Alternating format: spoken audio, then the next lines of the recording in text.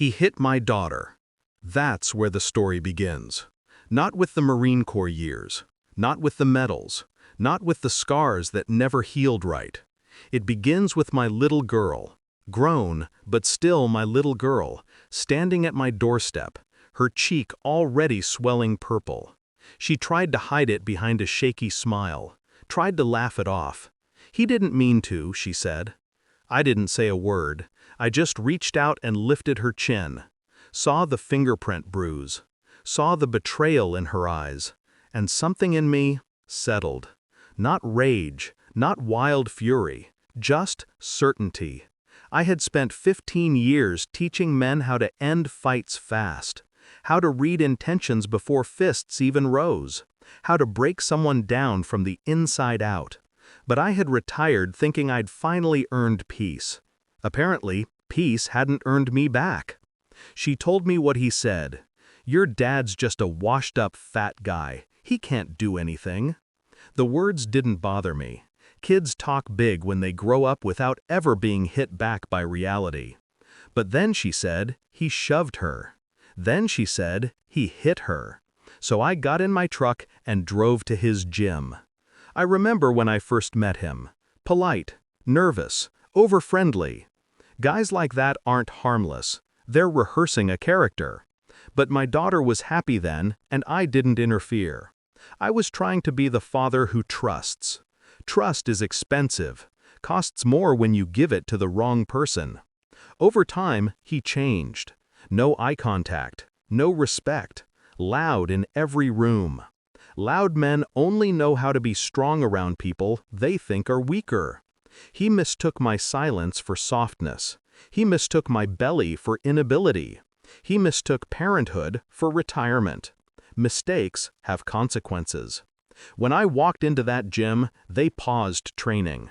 Music playing, sweat stank, men circling the mat with bravado thicker than chalk dust. He smirked like he'd already won something. Then his coach said it. "What's Grandpa gonna do?" A few chuckles, some not even looking at me. That's fine. People who underestimate you offer their guard for free. I didn't yell, didn't posture, didn't threaten. I simply said, "Put gloves on." He laughed. Coach stepped forward like a guard dog. So I looked at Coach instead. "You too." The room went quiet. 3 others stepped forward, his training buddies, thinking it'd be funny to jump the old man on the mats. Good. I prefer efficiency. You don't need anger to end a fight. You need accuracy. First guy rushed. I sidestepped, elbow to his jaw. He was unconscious before he hit the ground. Second tried to grab my torso. I dropped weight, took his knee sideways. Pop. He screamed. Won't be walking right for a year. Coach swung wild. Big mistake. Big guys learn power, not precision. I cut angles, hammered ribs, then throat. He folded, gasping like a fish on a dock. Finally, the boyfriend. He backed away, so I stepped in close and whispered, "You hit her. That's your legacy." Then I broke his nose. Slowly, deliberately, let him feel every second.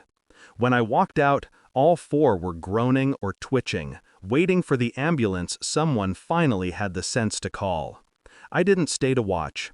I had already seen enough men fall. I thought it was over. Then his uncle showed up at my workplace. Local gang muscle.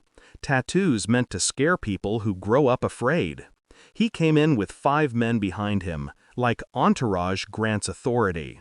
He said, "You put my family in the hospital. Now I'm here to settle it." I looked at him the same way I looked at recruits who mouthed off on their first day. Calm, patient, measuring which bones were easiest to break first. But I didn't fight him. Not there. I offered him something better. "Take a walk with me," I said. "Just us." He agreed. Ego always agrees. We walked behind the building, to the employee parking lot where the security camera angle doesn't quite reach.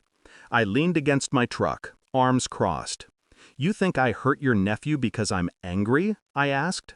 He didn't answer. "I hurt him because he hit my daughter.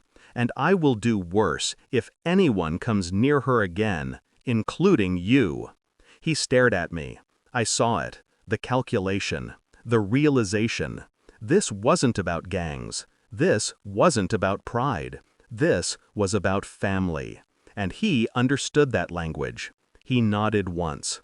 Then he said, "He'll stay away." That was the end of it. My daughter cried when she heard. Not because of the violence, because no one had ever protected her like that before. I looked her in the eyes and finally said what I should have years ago. You never have to fear someone you love. She's healing now, stronger, wiser. As for me, I'm not proud of what I did, but I'd do it again. Some lessons must be taught. Some lines must be guarded. And some daughters are worth going to war for.